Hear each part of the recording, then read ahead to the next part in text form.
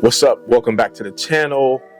And this is going to be maybe 10-15 minutes worth of layout update. Excuse me. Yeah, it's just going to be a brief update of what I've been doing on the layout, the new things that I've accomplished, and there's a couple little special bonuses within this video as well. So hang on tight. Let's just jump into the video and see what's new. All right, so let's get into this maybe quick update. But you remember in the last video, I talked about the swing gate, and I'm still trying to figure out how I want to connect that. I've seen a bunch of you guys had some really great suggestions, and I am still filtering through all of those comments. So thank you all for those suggestions. And let's pan around here. Hopefully I'm gonna go slow enough to where you guys won't get too sick. But I think the main thing is that I added another line going over here, and the train is actually going up over there now. So I did a little elevation using those Walthers risers, but here I only went to 2 inches high, and then I just used pink foam, or maybe an inch high, inch and a half or something. I can't remember exactly, but I left it there, and then got another set, and it just kind of goes back down here. So that is one of the main things that I did, and it goes all the way around. And I'll come back here because I was still debating on what I wanted to do. And so the inner train will go this direction while this one comes this way. I added a turnout right there. And then if I come down here a little bit, there is another turnout here. And so this will be a siding that connects to the other one down there. And then I may do an industry or something back over here. I'm not sure just yet. But what I'm debating on, because when it gets here,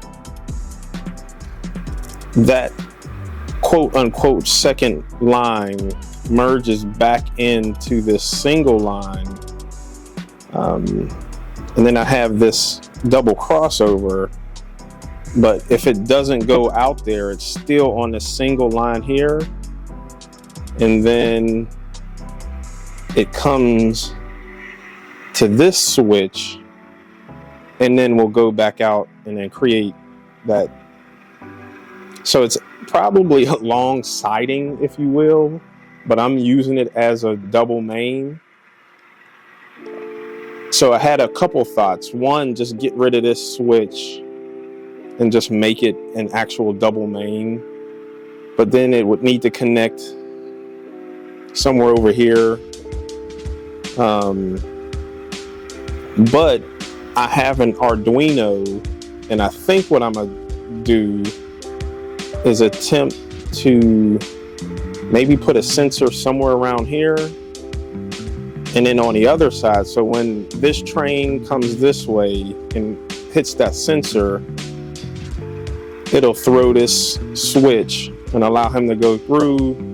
When the sensor is clear, then it just throws it back and will allow for the other train to go that way. And it'll be the same on the other side. So I don't know just yet.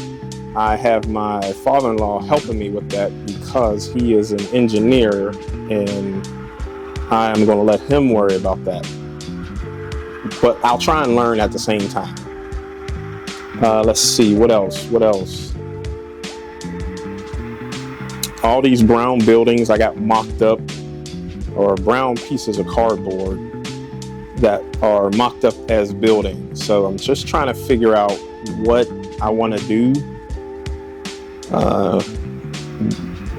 I know for sure what I'm going to do here. So this will be, I'm modeling this project's building off of Queens Bridge in New York. So because it's 50th year anniversary of hip hop, I love hip hop. The whole layout is pretty much urban. I will have this apartment building, and it'll kind of have a connection back here. So when the other set of tracks come up this way, there'll be like a walkway breeze type thing.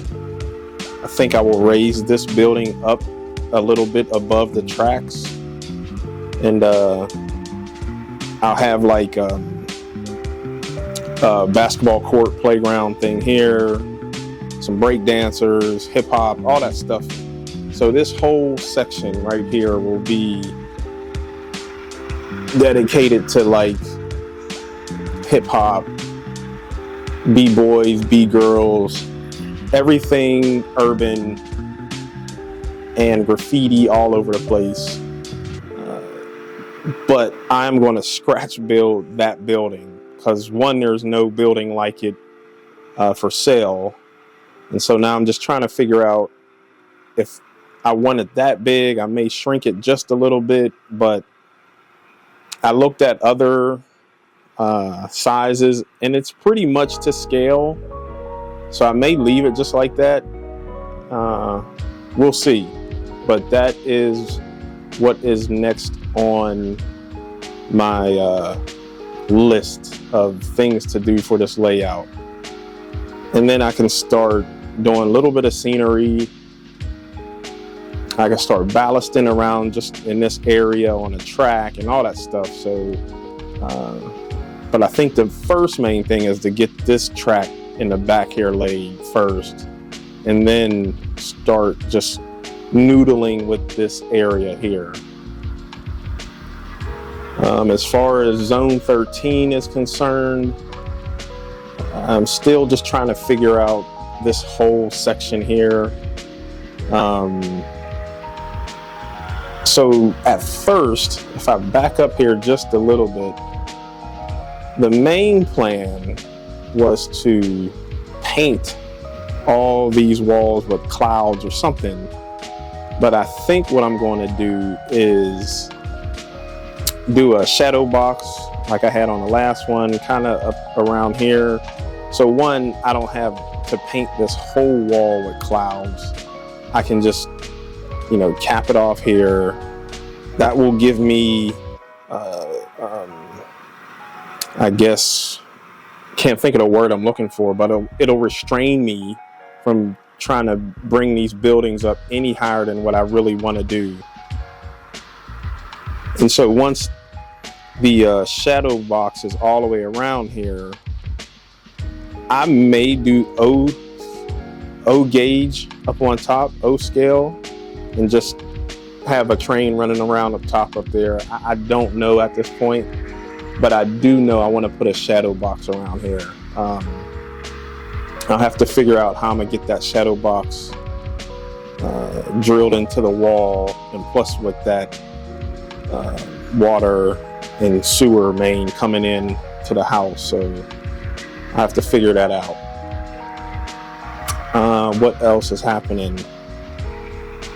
I don't know when I'm going to start on the yard, but that's a lot happening there. So, and with all this being done, I have opted to work on another project, and I will briefly show you guys that. Actually, I'm working on two other just personal projects.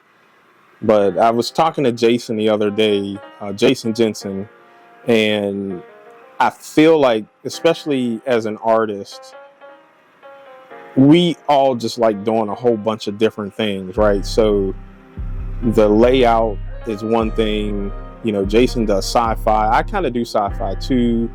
I like other scale models. So when I don't feel like messing with this layout, I'll go and do what I'm doing here is Shadow Cove.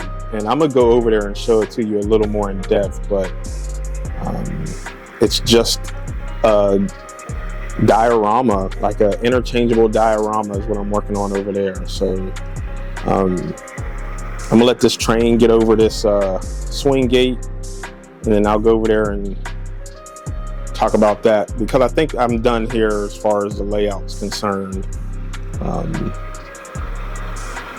Hang on for a second.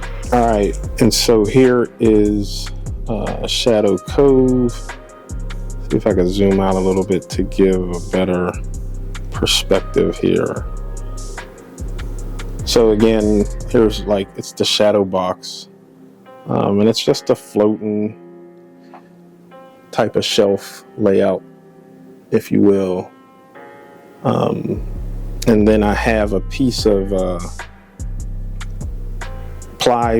sand ply here, so I can take this whole section off of here and then put something else up there. But this is Shadow Cove, and if you guys look back at some of my other videos, Nicole, I was showing her how to paint a boxcar, and she actually came over and painted the backdrop for me. So we got some storm clouds happening.